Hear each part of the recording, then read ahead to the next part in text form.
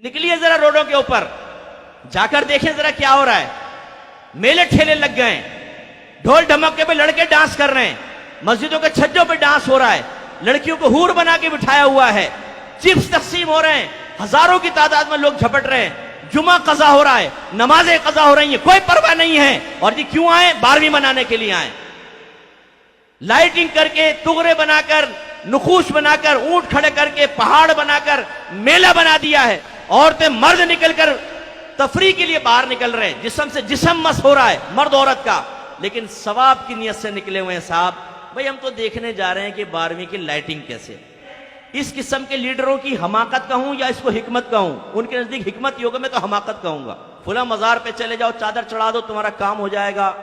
ایک گھر میں نماز نہیں پڑھی جا رہی, قرآن پاک ترجمہ تفسیر سے نہیں ہو رہا, اس کتاب میں اس گھر میں حدیث کی کوئی کتاب نہیں ہے, سیرت کی کوئی کتاب نہیں پڑھی جاتی, لیکن 11ویں ہو رہی ہے, 12ویں اہتمام سے ہو رہی ہے.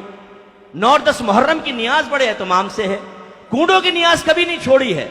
ماہانہ ختم قادری بھی ہو رہا ہے, آیت کریمہ کا ختم بھی ہو رہا ہے, ابا مرے ہیں تو تیجا 40واں بھی کیا گیا ہے. لیکن جو اصل دین تھا, جس کی ترقین, جس کی ترغیب, جس کے بارے میں حکم قرآن و حدیث میں موجود ہے, وہ نہیں. ہمارے ان مقررین نے بنایا ہے جو صرف بزرگوں کی کرامات سناتے رہتے ہیں, ان کے فضائل سناتے رہتے ہیں, اور قوموں کو یقین دلاتے ہیں کہ تم نماز نہیں بھی پڑھو گے غوث پاک تمہیں جنت میں لے جائیں گے, مریدین تمہیں جنت میں لے جائیں گے, تم نعت خوانی میں بیٹھو, نبی کریم صلی اللہ علیہ وسلم بروز قیامت تمہیں اپنے ساتھ جنت میں لے جائیں گے.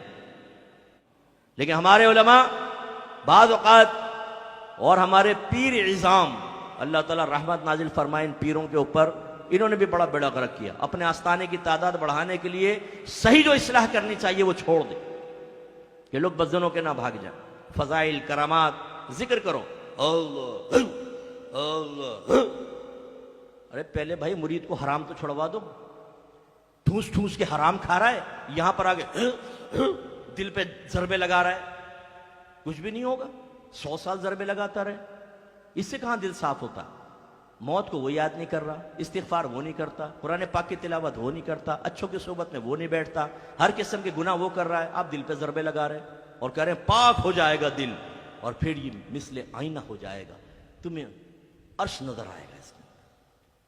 اب وہ کان میں پوچھے, حضور آپ کو کتنی مرتبہ نظر آیا, کیسا تھا عرش؟ حضرت نے خود نہیں کبھی دیکھا. چارپائی کا تصور کر لیتے ہیں ہمیشہ ذہن میں اور کہتے ہیں عرش دیکھ لیا ہم نے. یہ ڈبے پیر ایسی ہوتے ہیں, یہ اس طرح بہلاتے رہیں گے بیٹا آپ کو. آپ آوارہ گردیاں کریں, ہر طرح کا غلط کام کریں, پھر آ کے 1 لاکھ کا چیک دے پیر صاحب کو اور کہیں کہ حضور کچھ باطنی حالت خراب ہے, پتہ نہیں میرے آخرت میں کیا ہوگا. چیک لے کے جیب میں رکھیں گے, بیٹا تو فکر کیوں کرتا, فقیر ہے نا,